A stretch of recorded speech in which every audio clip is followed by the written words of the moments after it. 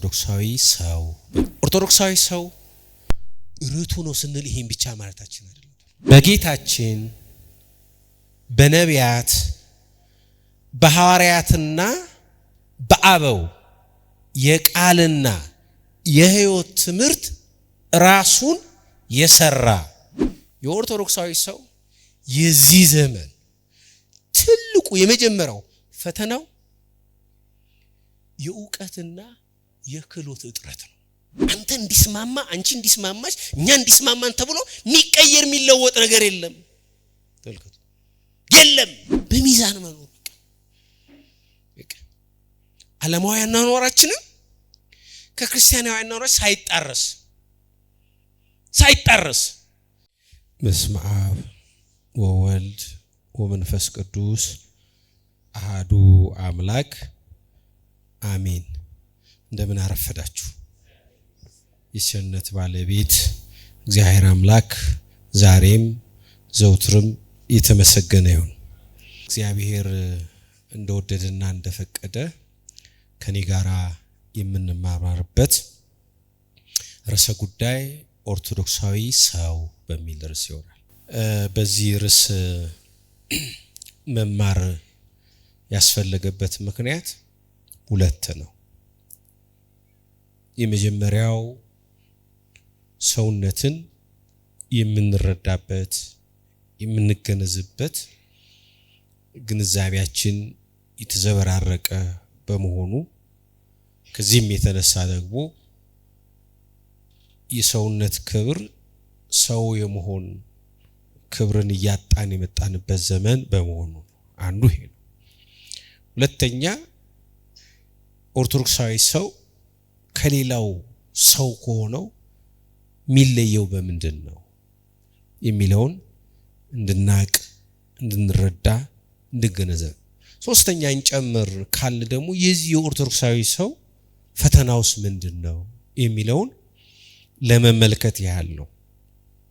ኦርቶዶክሳዊ ሰው ስንል በዋናነት 5 ነገሮችን ማለታችን ወይም ስለ ኦርቶዶክሳዊ ሰው በብያኔ ደረጃ ስንነጋገር ስለነዚህ 5 ነገሮች እየተነጋገርን ነው ማለት ነው።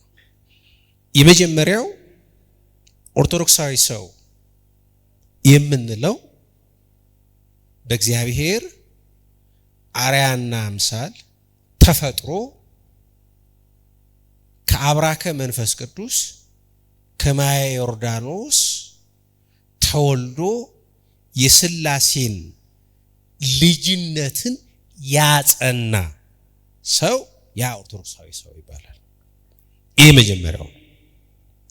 ሁለተኛው ኦርቶዶክሳዊ ሰው ስንል በጌታችን በነቢያት በሐዋርያትና በአበው የቃልና የሕይወት ትምህርት ራሱን የሰራ ራሱን ያበጃጀ ራሱን ያቆመ ሰው ምን ይባላል?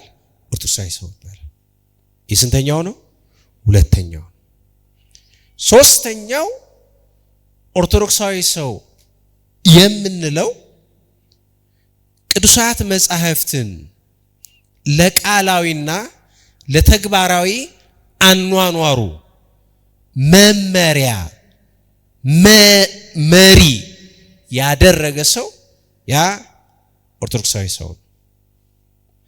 አራተኛ ኦርቶዶክሳዊ ሰው የምንለው ኦርቶዶክሳዊ ትውፊትን በፍጹም እምነት የተቀበለና በዚያ ቅዱስ ትውፊት ሕይወቱን ኑሮውን ቤቱን ግንዛቤውን አረዳዱን ያስጌጠ ያስዋበ ሰው ማለታችን።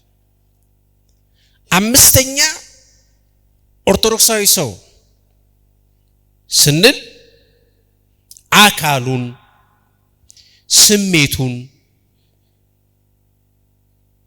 አእምሮውን ዕውቀቱን ክህሎቱንና መስተጋብሩን በኦርቶዶክሳዊ እሴቶች የቃኘ የገራ ያስተካከለ ሰው ኦርቶዶክሳዊ ሰው እንላለን ማለት ነው። ስለዚህ አንድ ሰው ተመልከቱት፣ አንድ ሰው ኦርቶዶክሳዊ ሰው ለመባል ቢያንስ እነዚህን 5 ነገሮች ምን ማለት አለበት? ማሟላት መቻል አለበት ማለት ነው። ማሟላት መቻል አለበት። ይህ ተመልከቱ፣ ኦርቶዶክሳዊ ሰው ማለት በብያኔ ደረጃ በትርጓሜ ደረጃ እነዚህን 5 ነገሮች ማለት ከሆነ የኦርቶዶክሳዊ ሰው አይነተኛ መገለጫዎቹ ምንድናቸው? መገለጫዎቹ ምንድነው? መገለጫ ጠባዮቹ ያ በብያኔ ደረጃ ነው የነገርኳችሁ። በመገለጫ ደረጃ አንድ ሰው የኦርቶዶክሳዊ ሰውነት ወይም የኦርቶዶክሳዊ ሰው የመሆን መገለጫ ጠባዮች በዋናነት አሁንም 5 ነገሮችን ነው ማስቀምጥላችሁ። የመጀመሪያው የኦርቶዶክሳዊ ሰው አይነተኛ መገለጫ ርቱዓዊነት ነው። ርቱነት ነው። ተመልከቱ። ለምን ኦርቶዶክሳዊ ሰው የሚያምነው ተመልከቱ፣ የሚያመልከው እግዚአብሔር በባህሪው ርቱ ነው። ተመልከቱ። ይሄ ጎደለዋል የሚባል አይደለም። ተመልከቱ። ኦርቶዶክሳዊ ሰው የተሰበሰበባት የሚኖርባት ቤተ መቅደስ ቤተ ክርስቲያን ርቱ ናት። ኦርቶዶክሳዊ አስተምሮ፣ ኦርቶዶክሳዊ መሰረተ እምነት፣ ኦርቶዶክሳዊ ስርዓት አምልኮ፣ ኦርቶዶክሳዊ ትውፊት እነዚህ ሁሉ ምንድነው? ርቱ ናቸው። ተመልከቱ፣ ርቱ ናቸው። ስለዚህ ተመልከቱ፣ ኦርቶዶክሳዊ ሰው በሃይማኖቱ በእምነቱ ርቱ መሆን አለበት። የሚያምነውን እምነት ርቱ በሆነ መንገድ፣ ትክክል በሆነ በረታ መንገድ የሚያምን ነው መሆን ያለው። እየተጠራጠረ አይደለም፣ እየሰጋ አይደለም፣ እየተባ አይደለም። ያ የሚያምነው እምነት ርቱ የሆነ እምነት ነው። ተመልከቱ። እሱ ደግሞ ያ የሚያምነውን እምነት ደግሞ ርቱ በሆነ አእምሮ፣ ርቱ በሆነ ስነ ልቦና፣ ርቱ በሆነ ግንዛቤ የሚገነዘብ የሚረዳ መሆን አለበት ማለት ነው። ይህ ሌላኛው ገጽታ ነው። ኦርቶዶክሳዊ ሰው ርቱ ነው ስንል ይሄን ብቻ ማለታችን አይደለም። ባነጋገሩ፣ በኑሮ፣ ባረማመዱ፣ በሚያደርጋቸው ነገሮች ሁሉ ርቱ የሆነ ቀጥ ያለ ይሄ የሚያመቻመች አይደለም። ተመልከቱ፣ የሚሞዳሞድ አይደለም። በኦርቶዶክሳዊ ሕይወት ውስጥ አድርባይነት ጸያፍ ሕይወት ነው ወገኖች።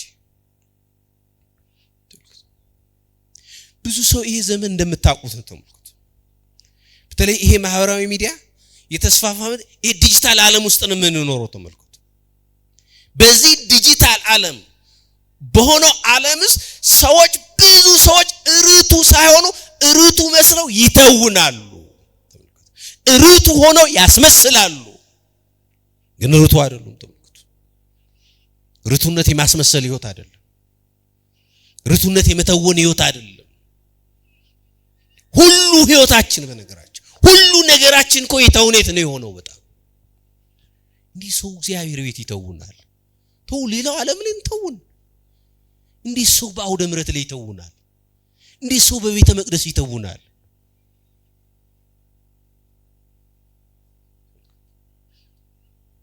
እንዴት ወገኖቼ፣ እኛ ሰንበት ተማሪዎች ነን። የሰንበት ቤት ዩኒፎርም ለብሰን አንተውንም። እሱን ሆነን ነው መገለጥ ያለብን። እኛ እኮ ክርስቶስን ወደ መሆን ተመልከቱ አይደለ? ክርስቶስን ወደ መሆን ነው እኮ እሱን ወደ መምሰል ነው እኮ እንድንሸጋገር የሚጠበቅብን እንጂ ዓለሙንና የዓለምን ኮተት እኮ እንድንመስል አይደለም። ግሮች ጳጳሱ ተዋኝ፣ ሰባኪው ተዋኝ፣ ዘማሪው ተዋኝ፣ ሰበካ ጉባኤው ተዋኝ፣ ማን ተዋኝ ያልሆናለው ግሮች። ታዲያ እግዚአብሔር እንዴት ይታረቃል? እንዴት ይቅር ይበለን? እስቲ ስታስቡት ተመልከቱ ያ አማናዊ በግ ስግው ቃል መድኃኒዓለም ክርስቶስ ተመልከቱ በሚፈተትበት በዛ በፍጹሙ ሰርግ ላይ በቅዳሴ ላይ ምን ተውን ቅዳሴ ተውኔት አይደለም ህይወት ነው ተውኔት ለምን የኦርቶዶክሳዊ ህይወት አይነተኛ መገለጫ አኗኗር የሆነ ርቱነት ስለሚጎል ቀጥ ያለ ኦርቶዶክስ ማለት ምንድነው ብለን የተረጎምነው ስንማማር ምን ብለን የተማማር ነው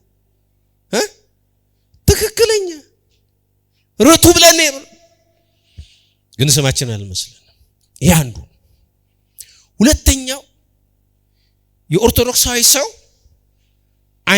ሁለተኛው አይነተኛ መገለጫ ዕውቀታዊነት ነው ምንድነው ያልኳችሁ እየነገራችሁ በማርያም ዕውቀታዊነት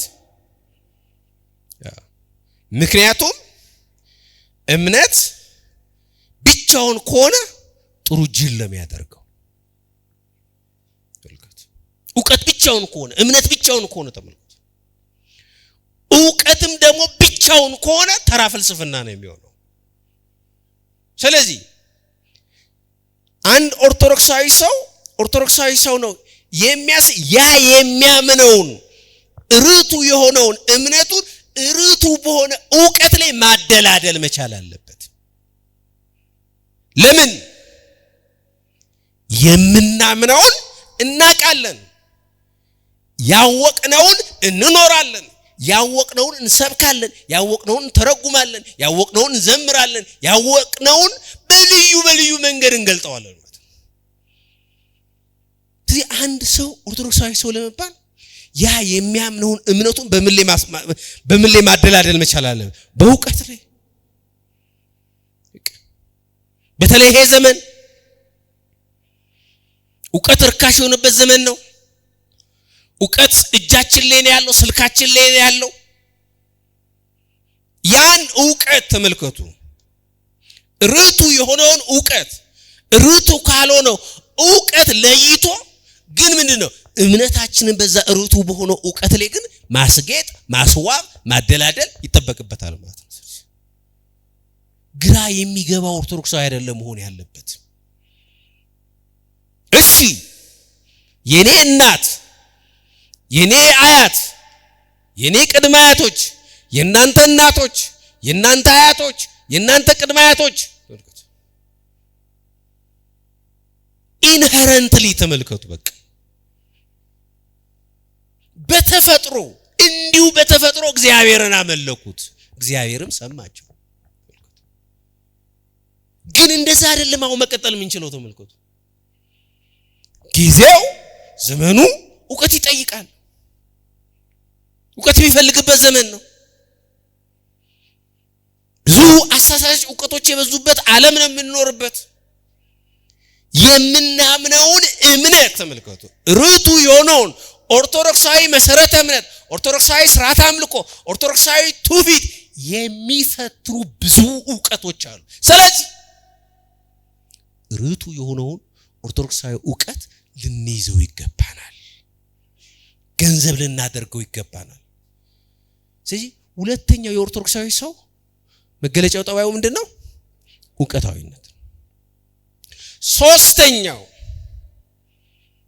የኦርቶዶክሳዊ ሰው አይነተኛ መገለጫ ሚስጢራዊነት ነው ምንድነው ያልኳችሁ ሚስጢራዊነት ነው ይሄን በሁለት መልኩ እንድታዩት ፈልጋለሁ ሚስጥራዊነት አንዱ ሚስጥራተ ቤተክርስቲያንን ከመፈጸም አንፃር እንድናይ ነው ስለዚህ አንድ ሰው ኦርቶዶክሳዊ ሰው ነው የሚባለው ሚስጥራትን ሲፈጽም ነው የሚስጥራት ተካፋይ ሲሆን ነው ተመልከቱ ከሚስጥራት የተለየ ህይወት ሚስጥራትን የማያቅ አኗኗር ያ ኦርቶዶክሳዊ ሰው አሰኝንም ወገኖች ስለዚህ ኦርቶዶክሳዊ ሰው ለመባል ብቻ ሳይሆን ኦርቶዶክሳዊ ሆነን ለመኖር ከፈቀድን ከሚስጥራተ ቤተክርስቲያን ዘውትር የምንካፈል ሚስጥራተ ቤተክርስቲያንን የምንፈጽም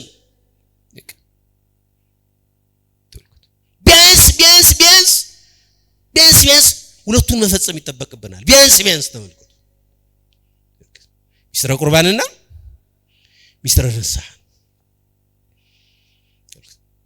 እነዚህ ከሌሉ በምንድነው እንተነው ከክርስቶስ ማዳን ተመልከቱ። እንግዲህ ክርስቶስ በመላት አድኖናል ብለን ነው የምናምነው አይደል? ተመልከቱ፣ ክርስቶስ በመስቀል ላይ በፈጸመው ቤዛነት ድነናል ብለን እናምናለን። ክርስቶስ ተመልከቱ በመላት ከፈጸመው ማዳን ተጠቃሚዎችና የድህነቱ አካል ለመሆን ግን ምን መሆን አለብን? ሚስጥራትን መፈጸም አለብን። ስጋው ደግሞ መቀበል አለ፣ ንስሐ መግባት አለብን። ንስሐን የማያውቅ ሕይወት፣ ሚስጥራትን የማያውቅ ሕይወት ሊሆን አይችልም። ወገኖች ሚስጥራትን የምንፈጽም ሕይወታችንን በሚስጥራት ውስጥ የምናስኬድ ምግብ። ይሄ ብቻ እኮ አይደለም ወገኖች። አንድ ሰው ኦርቶዶክሳዊት ቤተክርስቲያን ውስጥ 30 ዓመት ስለሆነ 40 ዓመት ስለሆነ ጳጳስ ስለሆነ አገልጋይ ስለሆነ ዘማሪ ስለሆነ ሰባኪ ስለሆነ ይሄን ሁሉ ስለሆነ ብቻ ኦርቶዶክሳዊ አእምሮአዊ ስሪትን እንኳን ሊያገኘው አይችልም። ተመልከቱ፣ ኦርቶዶክሳዊ መረዳትን ተመልከቱ። ኦርቶዶክሳዊት ቤተክርስቲያንን በመንፈስ ልዕልና ማወቅ የሚችለው እድሜ በማስቆጠር አይደለም፣ የሆኑ ማዕረጎችን በመደርደር አይደለም። ተመልከቱ፣ ሚስጥራትን በመፈጸም ሕይወታችንን ከሚስጥራት ጋር በማገናኘት ነው። ይሄ ባንድ በኩል። ሁለተኛ የኦርቶዶክሳዊነት መገለጫ ጠባይዚው ሚስጥራት ላይ የወንድሞችን የክርስቲያኖችን የባልንጀራን ገበናን መሸፈን በጓደኝነት አጋጣሚ ሊሆን ይችላል፣ በባልንጀርነት አጋጣሚ ሊሆን ይችላል፣ በስራ አጋጣሚ ሊሆን ይችላል፣ በአገልግሎት አጋጣሚ ሊሆን ይችላል። የብዙ እህቶቻችን የብዙ ወንድሞቻችን የብዙ አባቶቻችን ገበናዎች ሚስጥሮች ልናቅ እንችላለን። እነዛን በጓደኝነት በአባትና በልጅ ግንኙነት በአገልግሎት ሂደት ውስጥ ያወቅናቸው ሚስጥራትን መጠበቅ ኦርቶዶክሳዊነት ነው። ግን ዘመኑ የቀዳዳ ዘመን ነው። መቋጠሪያ የለንም። እንኳን ያወቅነውን የባልንጀራችንን ሚስጥር ልንደብቅ ልንሸፍን ይቅርና ፈጥረን ምናወራለን አይደለም እንዴ? አይደለም። ለዚህ ደግሞ ማህበራዊ ሚዲያ ደግሞ ይመቻል። ድሮ ትምህርት ቤት እያለን ሽንት ቤት ግድግዳ ላይ ይጻፉ የነበሩት አይነት ነውረኛ ጽሁፎች ዛሬ የማህበራዊ ሚዲያ ኢንፍሉዌንሰር በሚባሉ ሰዎች የሚለቀቁበት ዘመን ላይ ነው የደረሰው።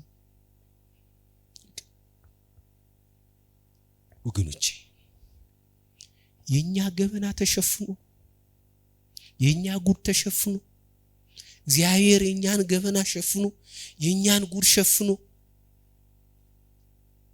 የኛን ሚስጥር ሸፍኖ እንዴት ይሌላው የኛስ ቢገለጥ ምንድነው የሚሰማን?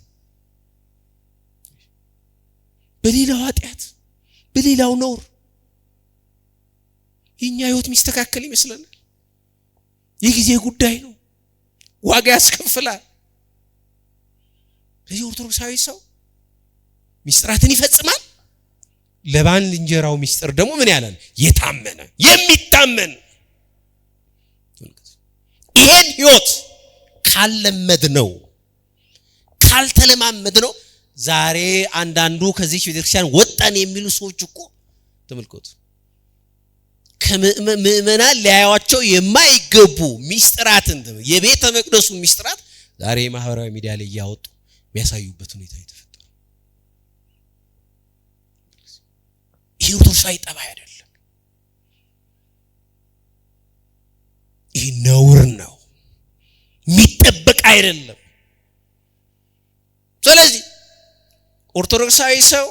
ኦርቶዶክሳዊ ሰው ነኝ ብሎ የሚያስብ ከሆነና እንደ ኦርቶዶክሳዊ ሰው እኖራለሁ ካለ ሚስጥራትን የሚጠብቅ በሚስጥራት ቤተክርስቲያን ራሱን የሚያሳትፍ በዛ የሚያስጌጥ መሆን አለበት። ይሄ ሁለተኛው ነው። ሶስተኛው ነው። አራተኛው የኦርቶዶክሳዊ ሰው አይነተኛ መገለጫው አንዱ ዋጅነት ነው። ዘመኑን የሚዋጅ ነው። ተመልከቱ። ሁለት ነገሮች እንድትለዩልን እንፈልጋለን። ዘመንን መዋጀት ሲባል ዘመንን መምሰልና ዘመኑን እኛን እንዲመስል ማድረግ ሁለቱ የተለያዩ ጉዳዮች ናቸው። ተመልከቱ። ብዙ ሰው ዘመንን መዋጀት ብሎ የሚያስበው እሱ ዘመኑን መምሰሉን ነው። ተመልከቱ። ያ አይደለም። ተመልከቱ። ዘመኑን ዋጁ የተባለው ተመልከቱ ዘመኑን በእኛ እሴት፣ በእኛ ባህል፣ በእኛ አኗኗር፣ በእኛ አስተምሮ፣ በእኛ መሰረተ ስምረት ቃኝቶ እኛን እንዲመስል እኛን እንዲያህል ማድረግ ማለት ነው። ብዙ ሰው ግን ተመልከቱ ዘመኑን ነው የሚመስለው። ልክ ይሄ ብዙውን ጊዜ እንደምናገረው ማለት ነው። ልክ በፕሮቴስታንቱ ዓለም ሁሉ ጊዜ the latest is the best ነው። ሁሉ ጊዜ አዳዲስ ግኝቶች በመጡ ቁጥር ያን ግኝት መስሎ አህሎ መኖር ነው። በኦርቶዶክሱ ዓለም ግን the latest is the best አይደለም። በኦርቶዶክሱ ዓለም the oldest is the best ነው። ሁሉ ጊዜ ምርጦቻችንን ስናይ ወደ ኋላ ነው የምናየው። ተመልከቱ። ቅዱሳኑን ብናስብ፣ ሰማዕታቱን ብናስብ፣ ገድላቱን ተጋድሎ ህይወቱን ብናስብ ወደ ኋላ ነው ያሉን። ተመልከቱ። ወደ ኋላ ነው ሴቶቻችን ያሉት። ስለዚህ እንደ ምዕራቡ ክርስትና the latest is the best ብለን አይደለም የምንሄደው። the oldest is the best ብለን ገድላቱ ሊያን እንፈልጋለን፣ ድርሳናቱ ሊያን እንፈልጋለን፣ ዕጣኑ ሊያን እንፈልጋለን፣ ጥምጥሙ ሊያን እንፈልጋለን፣ ካባው ሊያን እንፈልጋለን። እሱ ነው ኦርቶዶክሳዊነት፣ እሱ ነው ዋጅነት። ተመልከቱ። እሱ ነው ዘመኑን መዋጀት። እኛ ጋር ያለው ታሪካዊነት ሕያውነት ነው። ተመልከቱ። ቆሞ ቀርነት አይደለም። ተመልከቱ። ሕያውነት ነው። እኛ ጋር ያለው ቅርስ አንዴ አገልግሎት ሰጥቶ ያቆመ አይደለም፣ የሚያገለግለው። ተመልከቱ። ቅዱስ ላሊበላ ያሰራቸው እነዛ ፍልፍል ውቅር አብያተ ክርስቲያናት ምንድነው የሚባሉት? ቅርስ ናቸው። ተመልከቱ። ግን አጼ ቴዎድሮስ እንዳሰራው ሰባስቶስ መድፍ አይነት ግን አይደለም። ተመልከቱ። ያ መድፍ አንዴ ተቆሰ ቅርስ ሆኖ ቀረ፣ በቃ ከተም። ግን የላሊበላ ውቅር ቤተክርስቲያን እንደዛ አይደለም። አሁንም ይቀደስባቸዋል፣ አሁንም አገልግሎት ይሰጡባቸዋል። ተመልከቱ። በኦርቶዶክሳዊት ቤተክርስቲያን ተመልከቱ። በኦርቶዶክሳዊት ቤተክርስቲያን ተመልከቱ። የቅርስ አረዳድና አገነዛዘብ መሰረት አንድ ቅርስ ነው የሚባለው አንዱ መስፈርቱ ሕያው መሆን መቻል አለበት። ተመልከቱ። አገልግሎት የሚሰጥ መቻል አለበት። አገልግሎትም የሚሰጥ ነው መሆን አለበት። በተለየ ሁኔታ ተመልከቱ። ወይ ሊጎዳ ይችላል ተብሎ ካልታሰበ በስተቀር አገልግሎት ይሰጣል። ስለዚህ የኛ ዘመንን መዋጀት የኋላውን እየጣን የፊቱን መያዝ ብቻ አይደለም። የኋላውን ከፊቱ ጋር ያስማሙ፣ የኋላውን ከፊቱ ጋር ያዋሃዱ የምንጓዝበት ህይወት ነው። ተመልከቱ። ስለዚህ አንድ ሰው ኦርቶዶክሳዊ ሰው ነው የሚባለው ዘመኑን የሚዋጅ ስላችሁ በዚህ መልኩ በዚህ አረዳድ ነው። ይሄ አራተኛው። አምስተኛው የኦርቶዶክሳዊ ሰው አይነተኛ መገለጫ ሳይሄድ እጁ ላይ ባለው ስልክ ብቻ መማር ይችላል። በነገራችን መማር ይችላል። እዚህ አንዱ ፈተናችን እሱ ነገሮችን በእውቀት አይደለም የምናየው፣ በጅምላ በመንጋ ነው መቃመናስ። እንደዚህ ዘመን መንጋነት የተስፋፋበት ዘመን አለ። በጣም እኮ ነው በጣም ያሳፍረው። እኔ ሌላው ቢያደርገው አይገርመኝም። እንዴት ኦርቶዶክሳዊ ሰው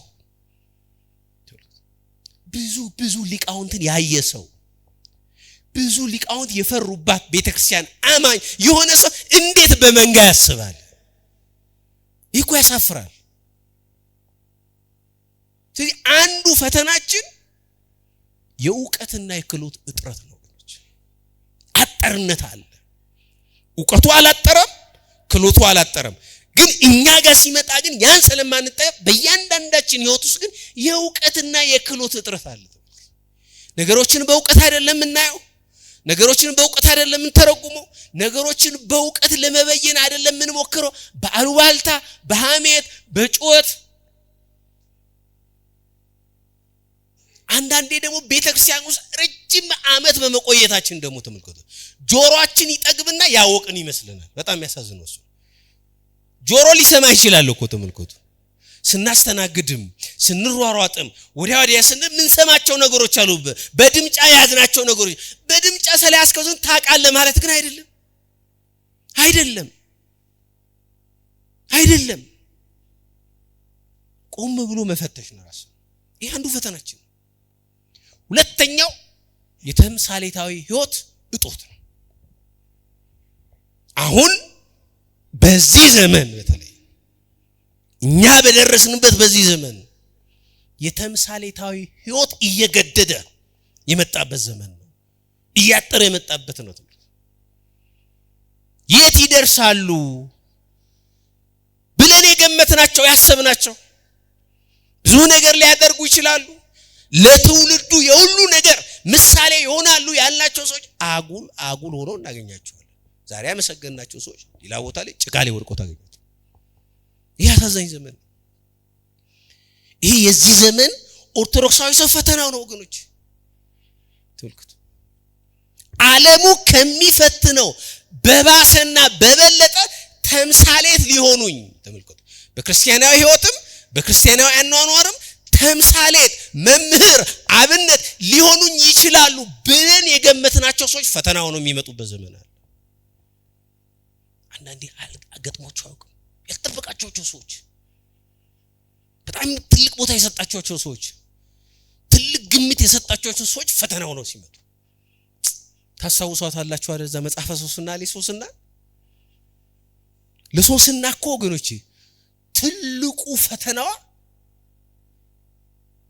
ሁለቱ ረበናት እሷን በዝሙት መፈለጋቸው ብቻ እንዳይመስላችሁ ተመልከቱ። እነዛ ሁለቱ ረበናት መምህራን ተመልከቱ በሙሴ ወንበር ላይ ተቀመጡ ናቸው። በሙሴ ወንበር ላይ ተቀመጡ ናቸው። ለሷ መምህሮቿ ናቸው። ለሷ መሪዎቿ ናቸው። ለሷ አባቶቿ ናቸው። እንደ አባት እንደ መምህር እንደ አብነት እንደ ምሳሌ የቆጠረቻቸው ረበናቱን የፈተኗት ነው። ከባድ የሚያደርገው ይሄ ነው። ከባድ የሚያደርገው ለዚህ ነው የዚህ ዘመን ትውልድ አንዱ ፈተና የዚህ ዘመን ኦርቶዶክሳዊ ሰው አንዱ ፈተናው የተምሳሌታዊ ህይወት እጦት መጥፋት ነው። ይሄ ሁለተኛው። ሶስተኛው የኦርቶዶክሳዊ ሰው ፈተናው ቅይጥነት ነው። ቅይጥነት ነው። ምንድነው ቅይጥ? ቅይጥነት አቤት ተቀላቀለ ዓለማዊነትና መንፈሳዊነት አይደል? ደግሞ ቅይጥነቱ ደግሞ በጣም የራሱን ራሽናሊቲ እናበዛለታለን አይደል? በጣም ምክንያት እንደረድረነታል። ቤተክርስቲያን እኮ መዘመን አለባት። ቤተክርስቲያን እኮ ሞደርን የሆነውን ላይፍ መከተል አለባት አይደል? ምንድነው ይሄ ዝምን ኦርቶዶክሳዊነት ምንለው ማለት ነው። ሁለት አጓጉል የሆኑ ኦርቶዶክሳዊ ብያኔዎች አሉ። ዝምን ኦርቶዶክሳዊነትና ልውጥ ኦርቶዶክሳዊነት እኔ እምላቸዋለሁ። ዝምን ኦርቶዶክሳዊነት በዘመናዊነት ስም ተመልከቱ ቤተክርስቲያንን በማዘመን ስም አጉል ጠባዮችን ወደ ክርስቲያን ማምጣት ነው። ልውጥ ኦርቶዶክሳዊነት ደግሞ ምንድነው? እነዚህ ዝምን ኦርቶዶክሳውያን ቤተክርስቲያንን በመለወጥ በመቀየር ሽፋን ደግሞ የሚያመጧቸው ጠባዮች ማለት ነው። ሁለቱም ፈተና ናቸው። ዝምን ኦርቶዶክሳዊነትን ፈተና ነው፣ ልውጥ ኦርቶዶክሳዊነትን ፈተና ነው። አሁን በዚህ ዘመን ነገሮችን ሁሉ ተመልኮ አቅልለን ከቤተክርስቲያን ሰውን እየወሰደ ነው። መሆን የነበረበት ግን ምንድነው? ተመልከቱ። ሰውን ወደ ቤተክርስቲያን እናመጣዋለን እንጂ ቤተክርስቲያንን አይደለም ወደ ሰው መውሰድ ያለብን። ስህተቱ እሱ ነው። ተመልከቱ። አይ ምእመኑ ያሬዳዊ ዝማሬ እየከበደው ስለሆነ ትንሽ ቀለል አድርገን ለምን አናቀርብለት? አይ ሰው ኮንሰርት እያበዛ ስለሆነ ጭፈራ ቤት እንዳይ ትንሽ እሱን የሚመስል ነገር ለምን አናቀርብለት? አይ ሰው እንዲህ እየከበደው ስለሆነ የሆነ ነገር አናደርግ። ይሄ ኦርቶዶክሳዊነት አይደለም። በቃ ይሄንን ነው የምላችሁ። ተመልከቱ። ይሄ የምዕራቡ ክርስትና አእምሮአዊ ስሪት ወይም በግሪኩ ፍሮኒማ የሚባለው ነው። ተመልከቱ። የምዕራቡ ክርስትና ነው። በምዕራቡ ክርስትና ማለትም በምዕራቡ ክርስትና ስላችሁ በካቶሊኩና በፕሮቴስታንቱ ዓለም ሁሉ ጊዜ ተመልከቱ፣ ሁሉ ጊዜ የሚጨነቁት ስለምእመኑ ደስታ፣ ውስጣዊ ደስታ ሳይሆን ስለምእመኑ ውጫዊ ደስታ ነው የሚጨነቁት። በእኛ ቤተክርስቲያን በኦርቶዶክሳዊት ቤተክርስቲያን በኦርቶዶክሱ ዓለም ሁሉ ጊዜም ቢሆን ቴዎሴንተሪክ ነን። በቃ እግዚአብሔር ተኮር ነን። በፕሮቴስታንቱ ዓለም ወይም ደግሞ በምዕራቡ ክርስትና ዓለም ደግሞ ሁሉ ጊዜ ሰው ተኮር ናቸው። ምን ማለት ነው? ይሄ ማለት አሁን በእኛ ቤተክርስቲያን እግዚአብሔር ይደሰታል አይደሰትም? በምንሰጠው አገልግሎት፣ በምንዘምረው መዝሙር፣ በምንሰጠው አገልግሎት፣ በምናደርገው እግዚአብሔር ይደሰታል አይደሰትም? በምዕራቡ ክርስትና ደግሞ ሰው ይደሰታል አይደሰትም? እዚህ ዛሬ እንደው የመጣውን ሰው እንዴት አስደስቼው ልሸኘው ነው፣ እንዴት አስቄው አዝናንቼው ልሸኘው ብሎ የሚጨነቀው ሰባኪው ነው። በኦርቶዶክስ ክርስቲያን እንደዛ አይደለም። መረረም ከፋም ሩቱ የሆነ ኦርቶዶክስ እየመረረ ነው የምትጠው። አንተ እንዲስማማ አንቺ እንዲስማማሽ እኛ እንዲስማማን ተብሎ የሚቀየር የሚለወጥ ነገር የለም። ተመልከቱ፣ የለም። ስለዚህ ተመልከቱ፣ አንዱ ፈተናችን ቅይጥነት ነው። ቅይጥነቱ ከኛ ከመምህራኑ ይጀምራል፣ ከጳጳሳቱ ይጀምራል። ሁላችንን የበከለን በሽታ ነው። ወይ ለይቶልን ፍጹም ዓለማዊ ያልሆን፣ ወይ ለይቶልን መንፈሳዊ ያልሆን። ተመልከቱ፣ እዛ ኦሪት ዘፍጥረት ላይ እንደምትመሄ እንብርብሬ የሚባል ለምጽ አለ። የለምጽ አይነት ነው። ወይ ለይቶለት ሙሉ ለምጽ አልሆነ፣ ወይ ደግሞ ሙሉ ቆዳ አልሆነ፣ ንጹህ ቆዳ አልሆነ። ከሁለቱም ይቀላቀላል። የኛ ክርስትና እንብርብሬ ነው። ይሄ ፈተናችን ነው። ትልቁ ፈተናችን እየተፈተንበት ያለ ነው ቅይጥነት። ይሄ ስንተኛው ነው? ሶስተኛው ነው። አራተኛው የኦርቶዶክሳዊ ሰው ፈተናው የማህበራዊ ሚዲያ ሱሰኝነት ነው።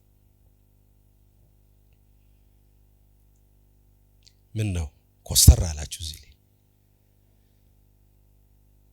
ጠዋት ከእንቅልፋችሁ ስትነሱ መጀመሪያ የምታደርጉት ምንድን ነው? ጸሎት ነው የምታደርጉት? መጀመሪያ የምታደርጉት ምንድን ነው? ወይም ከመተኛታችሁ በፊት ምንድን ነው የምታደርጉት? ማታ ሳትዋሹ ተናገሩ። ተናገሩ። ስልክ አይደል? መጀመሪያ ምንድን ነው አይናችን ይላ ስልክ ነው የምናነሳው። ከዛ ምን እናደርጋለን?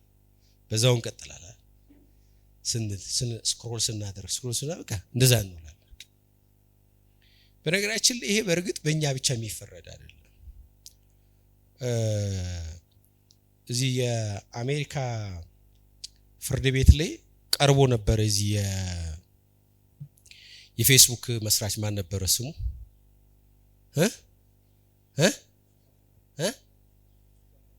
ጉተም ማርክ ማን?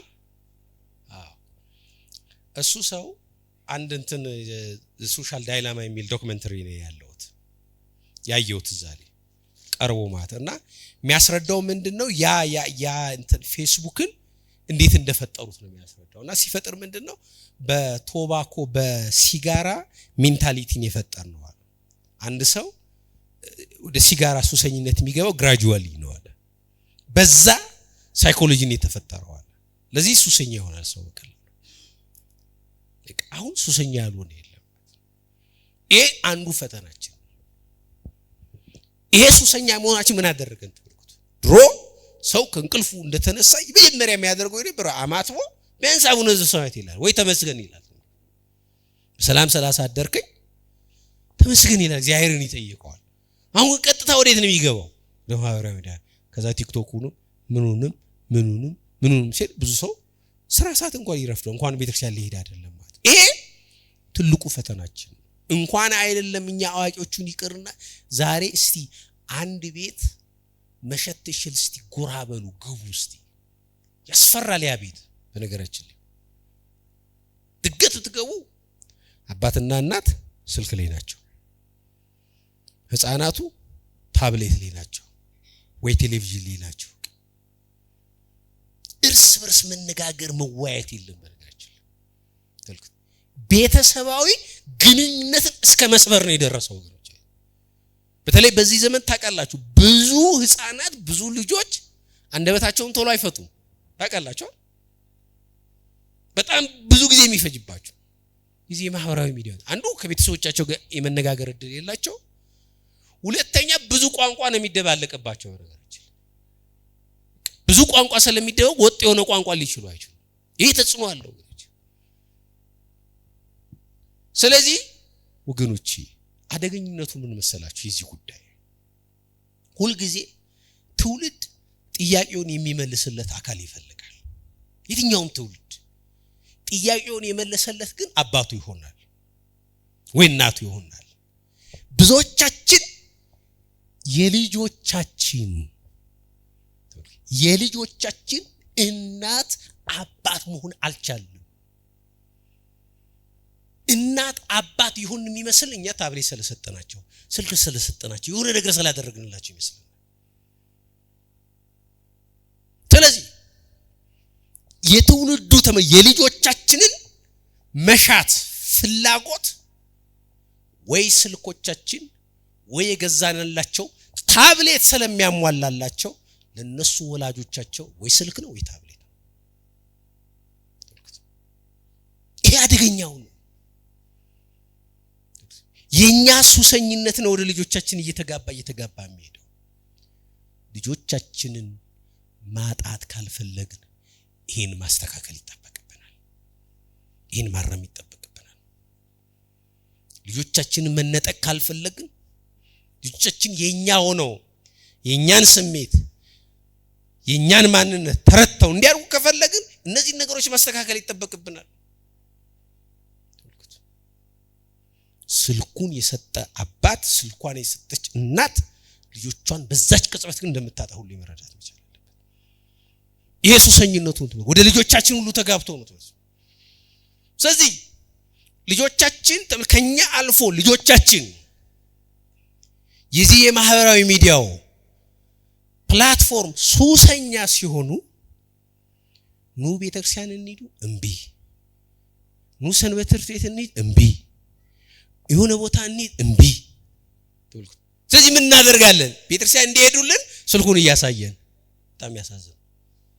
ይሰምቲጂ ኮነ ይሄን ስልክ ሰጥሻለሁ። ታብሌቱን ይዘን የት እንመጣለን? ቤተክርስቲያን እንመጣለን። ከዛ እንዳይረብሹ ብለን እንሰጣቸዋለን። ከዛ ቤተክርስቲያን ሲያውቁ ደግሞ እናያለን። ኦርቶዶክሳዊት ቤተክርስቲያን በአይን የሚታዩ በእጅ የሚዳሰሱ በአፍንጫ የሚሸተቱ በጆሮ የሚደመጡ ብዙ ሚስጥራት ያሉ ናቸው ወገኖቼ። ልጆቻችንን በስልክና በታብሌት አጥረን ከነዚህ እሴቶች ከነዚህ በረከቶች ከነዚህ ጸጋን የምናረቃቸው።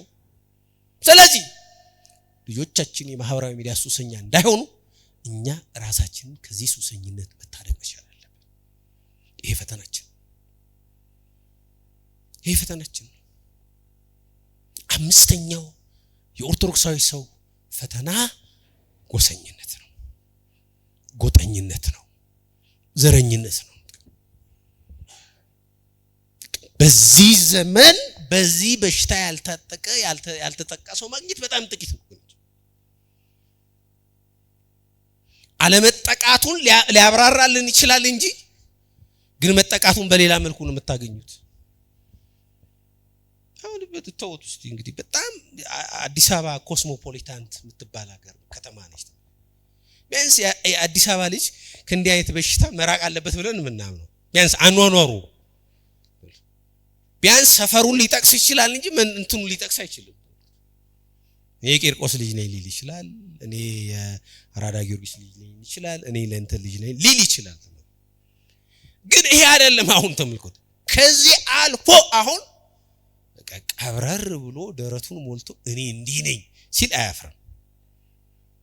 እኔ ትግራዋይ ነኝ፣ እኔ ኦሮሞ ነኝ፣ እኔ እንዲህ ነኝ፣ እኔ አማራ ነኝ፣ እኔ ወላይታ ነኝ ሲል አያፍርም። እኔ ማፈር ነው ያለብን። ይህን ስላችሁ ሰዎች የሆነ ማንነት የላቸውም እያልኳቸው አይደለም፣ የሆነ የሚናገሩት ቋንቋ የላቸውም እያልኳቸው አይደለም።